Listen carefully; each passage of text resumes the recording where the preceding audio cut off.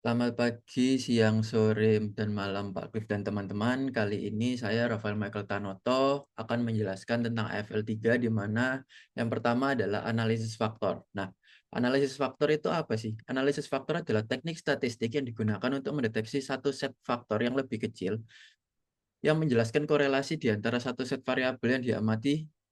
Nah, di video kali ini saya akan menjelaskan tahapan-tahapan analisis faktor menggunakan EVA dalam penggunaan di Stata. Nah, sebelumnya itu kita kan sudah memasukkan data yang sudah ada. Nah, yang pertama yang kita lakukan itu kita extracting the factor. Nah, extracting the factor ini untuk mereduksi sejumlah variabel ke dalam beberapa faktor utama, di mana caranya itu dalam Stata menggunakan faktor. Nah, setelah itu semua variabel yang sudah ada pada data kita masukkan satu-satu.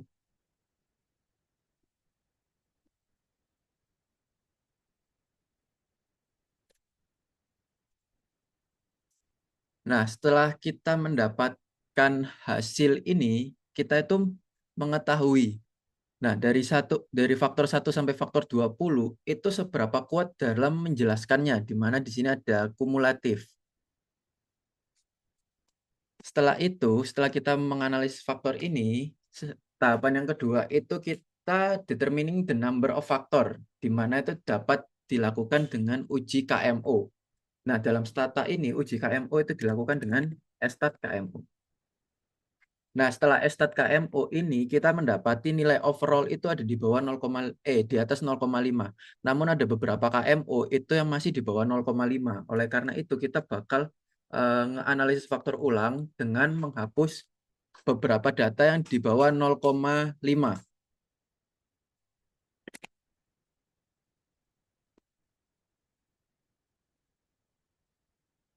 Nah, di sini tuh bisa kita lihat ada ini inventory itu ada di bawah 0,5 di mana 0,3. Nah, itu yang akan kita hapus untuk pertama kali. Kenapa yang lain nggak dihapus dulu? Karena ada beberapa ketika kita menghapus semua, nah itu hasilnya tuh jadi nggak signifikan. Oleh karena itu kita hapus tuh satu persatu dulu.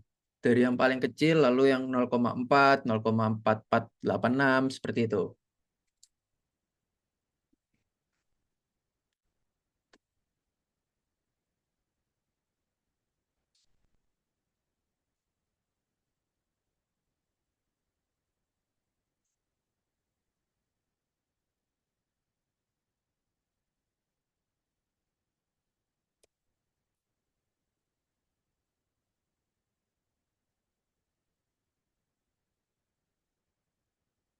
Nah, setelah kita faktor ulang tadi, terus kita langsung langsung aja ke uji KMU-nya.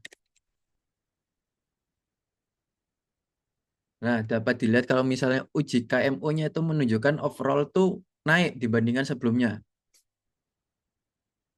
Di mana sebelumnya itu 0,942, sekarang itu naik menjadi 0,5989.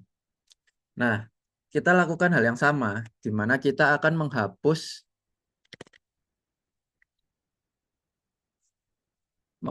yang lainnya yang di bawah 0,5, di mana dapat dilihat di sini ada long term debt to equity ratio.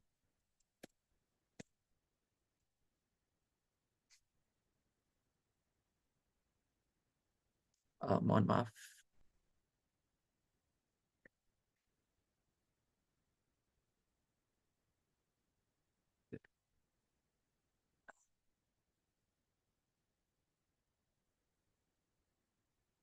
Habis itu kita uji KMO lagi.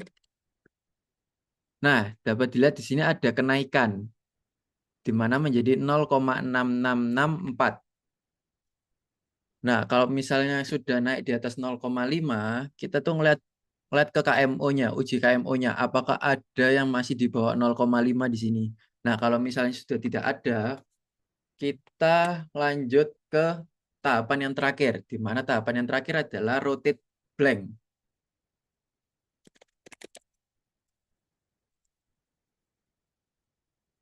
0,7. Nah, dari sini itu dapat kita lihat ada variabel yang kita pakai, lalu ada faktor 1 sampai 5. Nah, 5 faktor ini itu tujuannya tuh kayak mengkelompokkan variabel itu menjadi satu kelompok, di mana seperti ini, per, PS, PCF, PB itu masuk ke dalam faktor 1.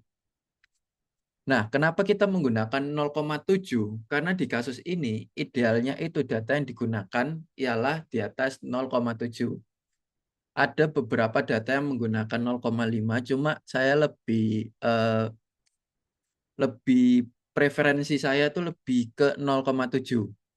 Sehingga hasil akhir yang kita dapatkan adalah variabel ada per, PS, PCF, PB, EV, EBITDA, ROA, ROE, ROIC, gross margin, operating margin, EBITDA margin, net margin, quick ratio, current ratio, dan sebagainya. Itu terbagi menjadi 5 faktor. Sekian penjelasan Eva kali ini. Selanjutnya saya akan menjelaskan SEM mediasi.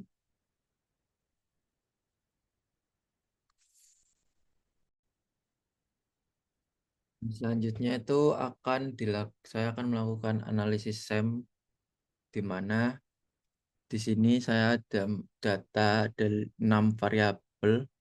Satu, dua. Ada 7 variabel, di mana yang pertama yang kita lakukan itu adalah kita faktor lagi.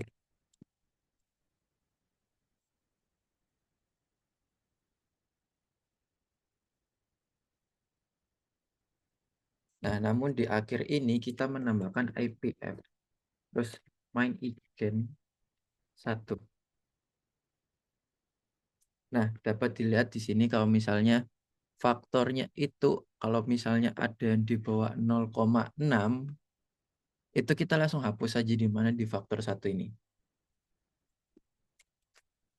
Itu kita langsung menggunakan alfa saja. Alfa, ROA, ROE, ROIC. Terus karena gross margin itu di bawah 0,6, jadi kita lompatin, kita operating margin, EBITDA margin, sama net margin.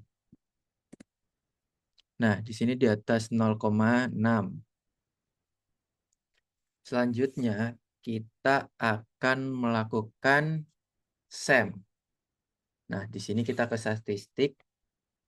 Lalu di sini ada SEM, kita model building. Lalu kita gunakan yang ini.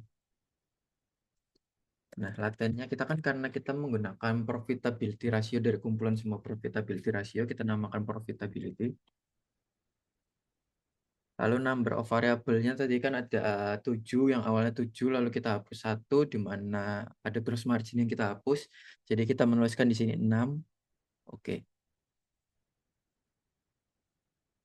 Nah, lalu kita namain satu-satu di sini.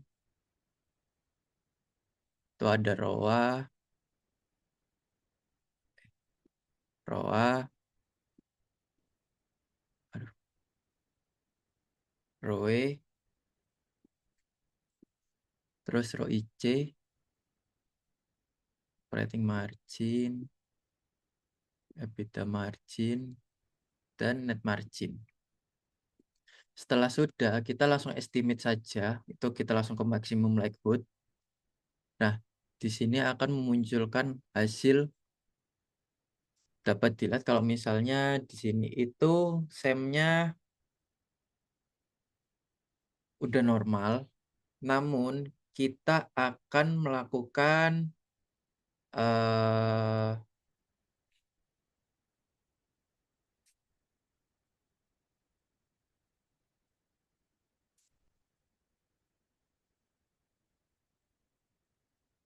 kita akan melakukan yang namanya StatGov, atau kita memeriksa kesesuaian model.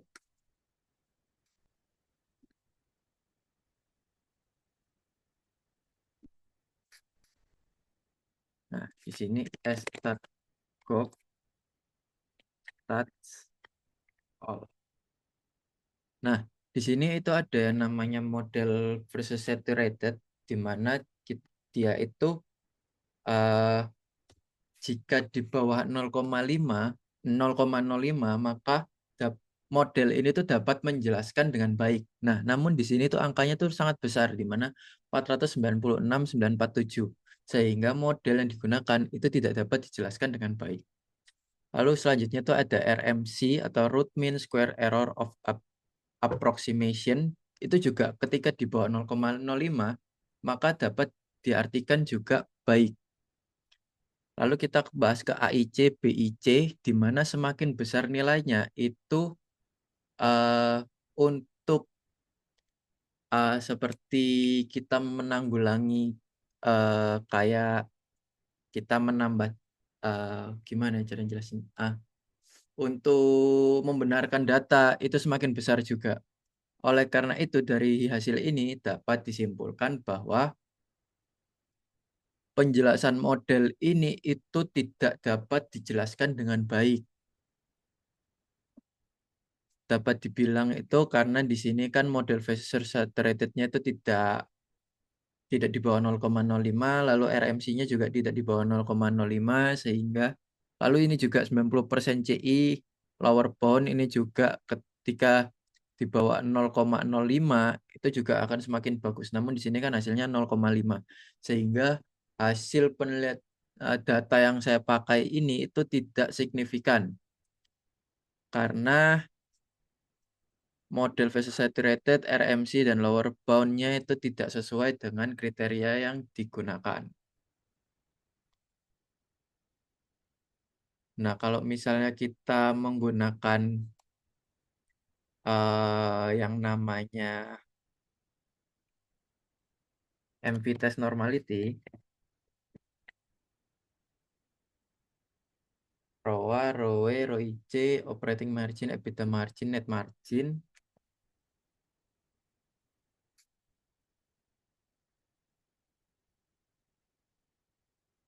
terus kita univariate, that's all.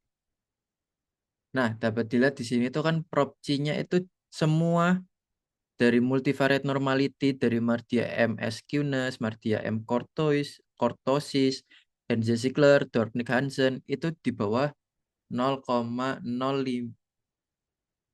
ya di bawah 0,5. Sehingga penelitian ini itu tidak dapat menjelaskan dengan baik. Oleh karena itu, hasilnya dapat saya simpulkan itu tidak dapat dijelaskan dengan baik. Sekian dari saya. Terima kasih.